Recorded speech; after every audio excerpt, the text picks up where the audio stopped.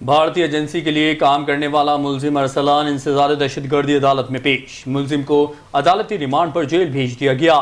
تفتیشی افسر کو 9 ستمبر تک چارج شیٹ جمع کرانے کا حکم دے دیا گیا۔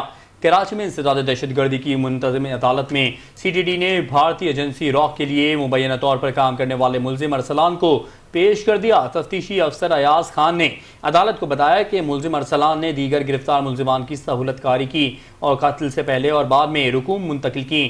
انہوں نے کہا کہ ملزم سے مزید تفتیش کی ضرورت ہے، لہٰذا جسمانی ریمانڈ دیا جائے۔ تفتیشی افسر نے عدالت کو بتایا کہ ملزم عمیر نے جے آئی ٹی کے سامنے اعتراف کیا ہے کہ اس نے عبد الرحمان عرف رضا اللہ کے قتل میں کردار ادا کیا۔ یہ قتل بھارتی شہری سنجیو کمار عرف فوجی کی ایما پر کیا گیا، جبکہ منصوبہ بندی اور ہدایات ملزم محمد سلمان عرف بھالو کے ذریعے دی گئیں۔ تفتیش کے مطابق مقتول عبد الرحمان کو سندھ کے شہری ماتلی میں ٹارگٹ کیا گیا۔ قتل میں استعمال ہونے والا اسلحہ عمیر نے فراہم کیا، جبکہ رقوم کی ترسیل ارسلان نے کی۔